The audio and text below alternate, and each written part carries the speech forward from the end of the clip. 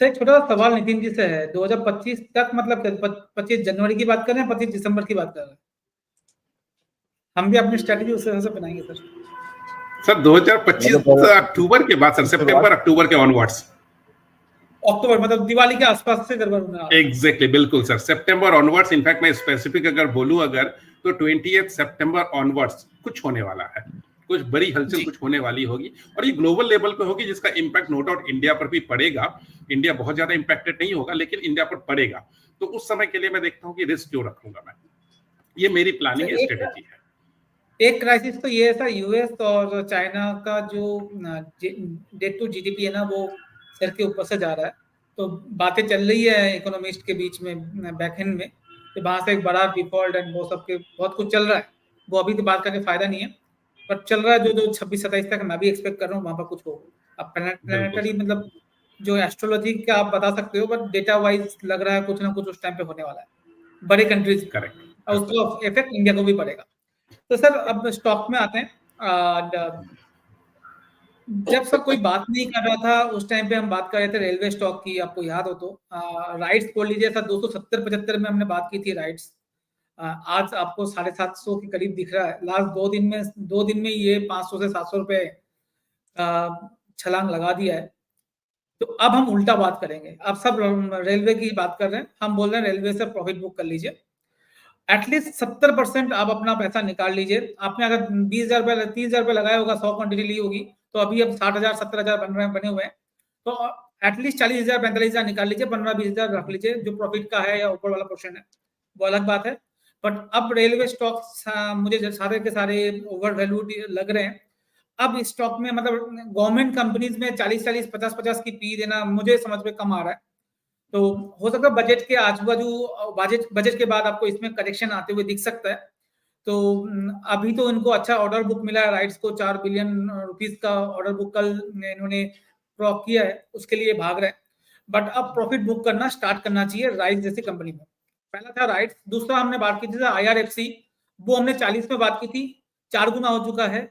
आज 170 175 ये चल रहा है। कई बार आपके चैनल पे कई बार हमने इसमें डिस्कशन किया है, कई बार मैंने रेलवे थीम को प्रमोट किया है।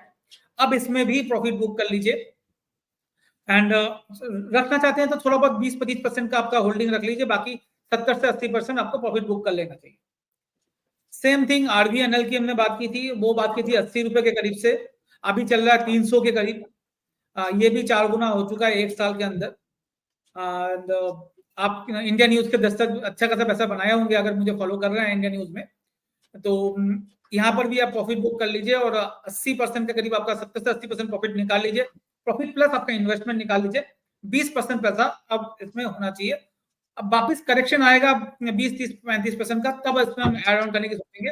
अभी तो आप रेलवे स्टॉक में ऐड नहीं करेंगे। चौथा जो रेलवे काउंटर था जिसको हम बात कर रहे थे, उसका नाम है इरकॉन। ये अभी भी वैल्यूएशन वाइज इतना स्ट्रेस नहीं लग रहा, तो इसमें हम ज्यादा प्रॉफिट बुक नहीं करेंगे। इसमें 30-40% का प्रॉफिट बुक कर लीजिए इरकॉन में, अभी भी इसमें जगह बाकी है। तो अभी क्योंकि बाकी रेलवे स्टॉक में अगर करेक्शन आता है तो ये भी पीछे नहीं रहेगा, वैल्यूएशन वाइज इतना महंगा नहीं लग रहा हमें ये। तो 245 के पास आपने 50% बुक कर लीजिए, बाकी 50% आप 300 के टारगेट के लिए होल्ड कर सकते हैं। स्टॉप लॉस इसके लिए मैं सजा देता हूँ 220-210 के करीब का स्टॉप लॉस जरूर रख लीजिएगा। तो ये तो था रेलवे थीम। सर आप कभी लोग बोलते हैं कि आप तो प्रॉफिट बुक कराते नहीं हो, आप देते रहते हो, तो थोड़ा बहुत प्रॉफिट बुक करा लेते हैं। अब जो नेक्स्ट वीक लास्ट वीक हमने एक थीम पकड़ी थी, मैं उसी थीम को वापस कंटिन्यू कर रहा हूँ। 4 मैंने बैंक के स्टॉक दिए थे और चारों मुझे लगता है आने वाले 6 महीने 12 महीने में अच्छा काम करेंगे। जैसे मैंने 1 साल पहले ये रेलवे स्टॉक चारों का कई बार मैंने बात की थी। चारों बैंक में से सबसे पहला बैंक कैनरा बैंक है, जो मैं 220-30 से बात कर रहा हूँ, आज 480 चल रहा है। अभी भी इस पे लेना चाहिए। मेरा टारगेट शॉर्ट टर्म में 550-600 का है, बट मैं वहां पर भी रिवाइज करने की सोचूंगा और मुझे लगता है ये 750 तक जाने के लिए तैयार हो रहा है कैन बैंक। इसको हमने पोर्टफोलियो पिक में भी बनाया था, जितना मुझे याद आ रहा है 300 रुपए के करीब का, और 700 का टारगेट दिया था, वो अभी भी इंटैक्ट है। तो बने रहिए कैन बैंक में। शॉर्ट टर्म के लिए 560 का टारगेट और 440 का स्टॉप लॉस आपको लेके चलना चाहिए। दूसरा जो PSU बैंक था उसका नाम है यूनियन बैंक ऑफ इंडिया, ये भी हमें बहुत अच्छा लग रहा है। इसको लास्ट वीक भी मैंने ये दोनों शेयर सुझाए थे, अभी वापस मैं वही चीज बात कर रहा हूँ। 144 चल रहा है सर। इसमें ये पहले मेरा रिकमेंडेशन नहीं था, लास्ट वीक से मैंने इसका रिकमेंडेशन देना स्टार्ट किया है। इसका स्टॉप लॉस आप लगाइए 225 से लेकर 227 का, और टारगेट लेके चलिए 125 से 130 का स्टॉप लॉस लगाइए, और 170 का टारगेट आप स्टॉक में अभी शॉर्ट टर्म में लेके चलिए। तीसरा जो स्टॉक है सर, वो मेरा फेवरेट स्टॉक है, मैंने 50-60 रुपए से सुझा रहा हूँ, अभी 180 चल रहा है, 185 चल रहा है, करूर वैश्य बैंक। करूर वैश्य बैंक में भी एंट्री की जा सकती है, आज भी की जा सकती है, जबरदस्त रिजल्ट आया है इनका।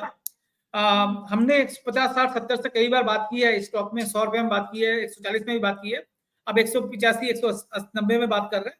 240 के टारगेट के लिए लेके चलिए, 160 का स्टॉप लॉस जरूर लगाइए, 155 टू बी प्रिसाइज ज्यादा अच्छा रहेगा, 155 का स्टॉप लॉस लगाइए, और 240 के टारगेट लेके इसमें चल सकते हैं। तो ये तीन तो थीम था सर बैंकिंग के ऊपर। एक पुराना स्टॉक है, वो भी 50-60 रुपए से बात कर रहे हैं, आज 140 चल रहा है, वो है लेमन ट्री। बहुत अच्छा लग रहा है, जिस तरह से इंडिया में होटल्स का घूमने का कल्चर बढ़ रहा है, मुझे लगता है ये स्टॉक यहाँ से भी बहुत जबरदस्त रिटर्न देगा। ऑलरेडी 1.5-2 हो चुका है, बट यहाँ से भी लेना चाहिए। 120 का स्टॉप लॉस, 170 से 180 का टारगेट आप लेमन ट्री में लेके चल सकते हैं।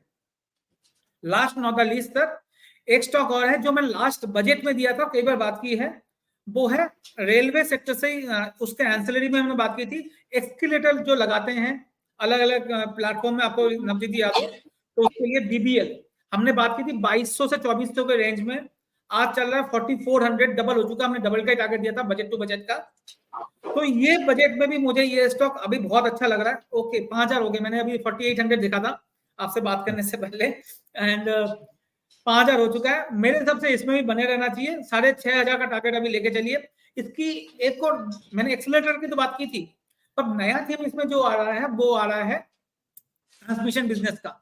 आने वाले टाइम पे मैं आगे जो भी मंडे में आऊंगा, मैं पावर सेक्टर के बारे में बात करूंगा। पावर सेक्टर बहुत अच्छा लग रहा है, आने वाले 1-2 साल में पावर सेक्टर में बहुत अच्छा काम होने वाला है। जैसे मोदी जी ने भी अभी 1 लाख करोड़ का जो रूफटॉप की बात की है, रूफटॉप सोलर की, उसमें बात की, तो उसमें 2 चीज बहुत ज्यादा कॉमन होगी जो सबसे ज्यादा जरूरती है, वो है एक है ट्रांसमिशन बिजनेस, दूसरा है स्मार्ट मीटर बिजनेस।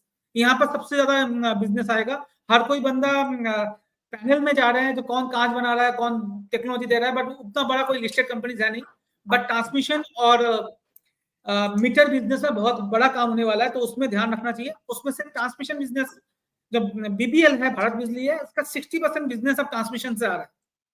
तो ये जो एक थीम है, ये आने वाले टाइम पे और अच्छा करेगा।